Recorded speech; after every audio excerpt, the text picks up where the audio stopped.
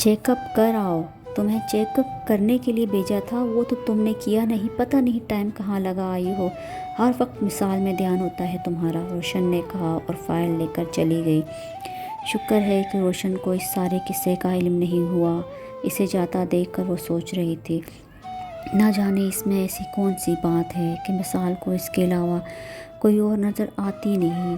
वो खूबसूरत है, मैं भी खूबसूरत हूँ, फिर क्यों वो इसके हुस्न में झगड़ा हुआ है।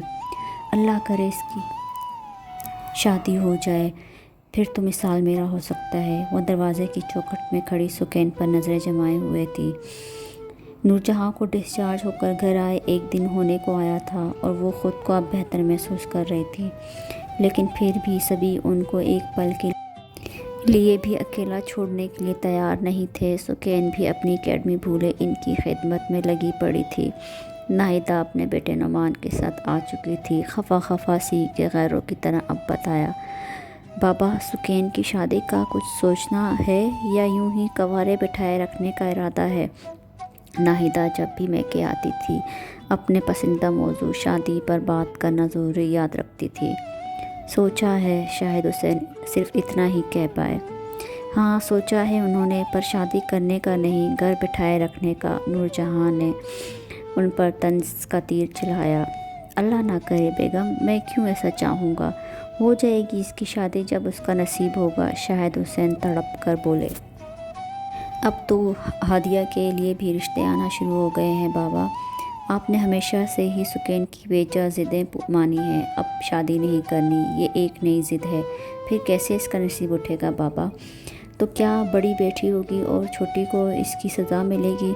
नाहिदा ने बात को मुकम्मल करते हुए नज़रें झुकाए गहरी सोच में डूबे शायद हुसैन को देखा। कमरे में खामोशियाँ गुनगुनाने लगी। क्या करूँ नाहिदा, इसी फ़िक्र ने मुझे बिस्तर पर ला डाला। ये बात तुम्हारे बाबा को समझ नहीं आती। इनकी आवाज़ में सोच था, शायद हुसैन को दुख पहुंचा। बेगम हो जाएगी, आप क्यों फ़िक्र करती। और फिर वो अब दौर नहीं कि जब तक बड़ी बेटी की नहीं होती तो छोटी को भी बिठाए रखना है।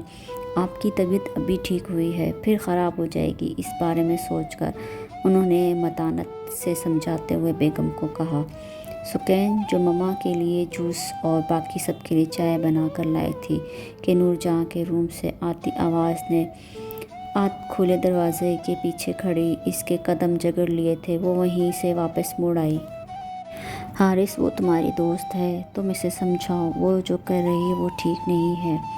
जब से इसने आलिया के दिल में छुपी मोहब्बत को अपने लिए लिखी गई नज़म में महसूस किया था, तब से वो बेचैन था कि आलिया के मोहब्बत में अपनी तरफ बढ़ते कदमों को कैसे रोके।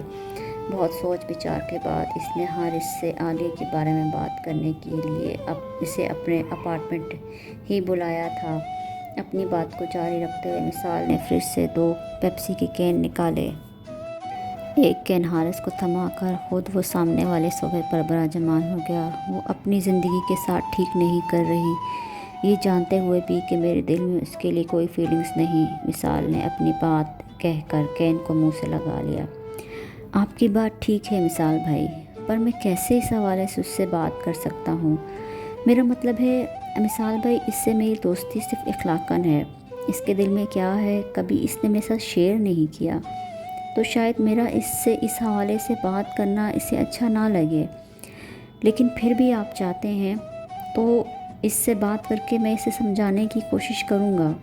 बात ख़त्म करके हारिस ने किसी सोच में डूबे मिसाल की तरफ सवालिया निगाहों से देखा। नहीं तुम ठीक कह रहे हो, मुझे खुद ही इससे बात करनी चाहिए। हॉस्टल के करीब वाक़या वह एक छोटा सा पार्क था, आसपास के घरों के मकीनों का वाहिद तफरीह का मरकज़। सो चहल पहल भी थी। हारिस के मशवरे पर ही मिसाल ने खुद आलिया से बात करने के लिए उसको फ़ोन करके मिलने के लिए यहाँ आने को कहा था। आलिया के फ़ोन पर पूछने पर भी इसने मिलने की वजह नहीं बताई और यही वजह बनी कि उसका नादान दिल ख्वाबों के ताने बाने बुनता रहा। कभी वो इसके हाथ में हाथ डाले साहिल समंदर पर चलते हुए दूर निकल जाती, तो कभी फूलों की वादी में इसके साथ गीत गाती। यूं ही मिसले यूसुफ के सपने देखते, ना जाने कब नींद ने इसे अपनी आगोश में ले लिया था। حارث نے بتایا تھا کہ اسے سفید رنگ بہت پسند ہے، سو اس نے اپنے لیے سفید رنگ کی سادی سی کرتی کے ساتھ ہم کلر کے پاجامے کا انتخاب کیا۔ اسے پارک میں انتظار کرتے ہوئے 10 منٹ کے قریب ہی ہوئے تھے جب اس نے دور ہی سے مثال کو اپنی طرف آتے ہوئے دیکھا۔ وہ کالے رنگ کی قمیص شلوار زیب تن کیے ہوئے تھا۔ السلام علیکم، کیسی ہیں آپ؟ مثال نے اس کے اہتمام سے کی گئی تیاری پر ایک سرسری سی نگاہ ڈالتے ہوئے پوچھا۔ وعلیکم السلام، وہ کہتے ہوئے اپنی جگہ سے اٹھی۔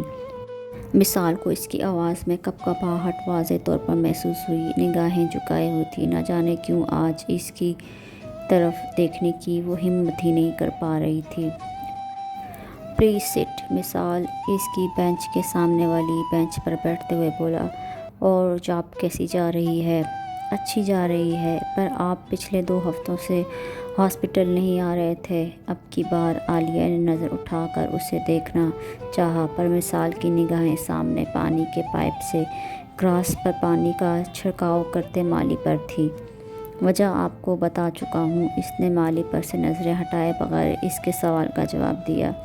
آپ کو سب نے بہت مس کیا تھا۔ سب نے یا مس عالیہ آپ نے؟ لہجے اور چہرے دونوں کے تاثرات بدلے تھے۔ اب کہ اس نے سامنے بیٹھی عالیہ کو دیکھ کر کہا، دیکھو عالیہ، جو آپ چاہتی ہو وہ کبھی نہیں ہو سکتا۔ اب کی بار اس کا لہجہ سخت اور تلخ تھا۔ اس کی شادی ہو چکی ہے مثال، وہ اب آپ کی نہیں ہو سکتی۔ بھول کیوں نہیں جاتے آپ اسے؟ کیوں گلے کا توق بنائے پھرتے ہیں؟ وہ درشتی سے بولی۔ خیر، شادی تو اس کی نہیں ہوئی ہے، وہ یقین سے بولا۔ کس یقین سے آپ بول سکتے ہیں؟ کامل یقین سے، اس نے کہا تھا، اور اس کا پر یقین لہجے میں کہنا اسے بے قرار کر گیا۔ میں آپ سے بہت محبت کرتی ہوں، اس نے ٹوٹے ہوئے لہجے میں کہتے ہوئے اسے حسرت بھری نظروں سے دیکھا تھا۔ اور میں اس سے محبت کرتا ہوں، میرے دل، میری روح پر میں نے صرف اسی کو حق دیا ہے، میں خود کو اس کی امانت سمجھتا ہوں۔ عالیہ، تم ایک اچھی لڑکی ہو اور میں نہیں چاہتا کہ تم خود کو میرے پیچھے برباد کرو۔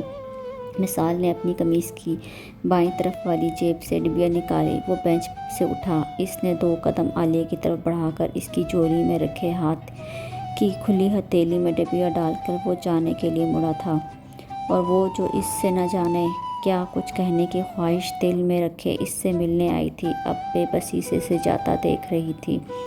وہ ہر قدم اٹھاتا ہوا اس کی نگاہ سے دور ہوتا اب اوجھل ہو گیا تھا۔ اماں، میں ہارٹ سرجری میں اسپیشلائزیشن کرنے یو کے جانا چاہتا ہوں۔ عالیہ سے ملاقات اس کا کراچی اور ہاسپٹل میں آخری دن تھا۔ وہ جب بھی آتا تھا ان سے ملنے پھر کہیں جانے کے لیے، وہ سوچ کر رہ گئی۔ مثال کوئی مجھ جیسی بدبخت ماں ہوگی جو صاحب اولاد ہو کر بھی بے اولادوں جیسی زندگی جی رہی ہے۔ اپنے ہی اندر اپنے آنسوؤں کو جذب کرتی سمیرہ زمان نے اپنے اس اکلوتے چشم نور کو دیکھا جس کی روح کو کہیں بھی قرار نہیں آتا تھا۔ اماں! مثال کے لب کھلے اور صرف ایک ہی لفظ ادا کر پائے۔ وہ اٹھ کر سمیرہ زمان کے گھٹنوں کے پاس آ بیٹھا اور ان کے گھٹنے پر اپنے انگلیاں رکھ کر اس نے کہا، اماں، میں بہت برا ہوں نا، آپ کو بہت ستاتا ہوں۔ اس کی آنکھوں کی سطح نم ہو گئی۔ مثال، میرے بچے، آخر ایسا کیا ہے جو تو مجھ سے چھپاتا ہے؟ میں تیری ماں ہوں، میری جان، کیا اپنی ماں کو بھی نہیں بتاؤ گے؟ ضرور کسی لڑکی کا چکر ہے، کون ہے وہ بتاؤ، میں خود جاؤں گی اس کی دہلیز میں بیٹھ جاؤں گی تیرے لیے۔ سمیرہ زمان کے لاکھ پوچھنے پر بھی مثال کچھ نہیں بتا پایا اور انہیں اداس چھوڑ 2 سال کی اسٹڈی کے لیے یو کے چلا گیا۔ صوبیہ نے ہنی مون سے واپس آنے کے بعد آرٹ اکیڈمی پھر سے جوائن کر لی تھی۔ سکین کی وہی روٹین لائف تھی، روز اکیڈمی جانا، شام کو گھر لوٹنا۔ معلوم نہیں وہ زندگی کو جی رہی تھی یا زندگی اس کو۔ صبح ہوتی تھی، شام ہوتی تھی، زندگی یوں ہی تمام ہو رہی تھی۔ وقت کی رفتار تھوڑی اور تیز ہوئی تھی۔ ایک ننھے سے وجود کے ساتھ صوبیہ کی فیملی میں اضافہ ہوا تھا۔ ہادیہ کا جیسے ہی تعلیمی سلسلہ ختم ہوا، گھر میں اس کی شادی کی ڈھولک رکھ دی گئی۔ ہادیہ کی شادی کے سارے فنکشن کے انتظامات سکین سنبھالے ہوئے تھی۔ وہ خوش بھی تھی اور نہیں بھی۔ نور جہاں کی آنکھوں میں چھائی اس کے لیے فکر مندی اور لوگوں کی نظروں میں اس کے لیے ہمدردی اسے دل برداشتہ کر رہی تھی۔ کبھی اسے ماما بابا کی خوشیوں کا پلڑا بھاری لگتا تو کبھی کامل یقین کا۔ اسی کشمکش میں وہ گھڑی آ پہنچی جب ہادیہ کو نور جہاں اور شاہد حسین نے اپنی دعاؤں کے سائے تلے رخصت کیا۔ ہادیہ کی شادی کے بعد نور جہاں کی طبیعت اکثر و بیشتر خراب رہنے لگی۔ سکین ان کا بہت خیال رکھتی، اپنا زیادہ تر وقت اس کے پاس گزارنے لگی۔ ماما آپ یوں خاموش نہ رہا کریں، مجھے ڈانٹ لیا کریں، غصہ کر لیا کریں، پر خدا را چپ نہ رہا کریں۔ سکین نے نور جہاں کو دیکھتے ہوئے لجاجت بھرے لہجے میں درخواست کی۔ اگر تمہیں میری اتنی ہی پرواہ ہے اور مجھے پھر سے خوش دیکھنا چاہتی ہو تو شادی کے لیے مان جاؤ نا۔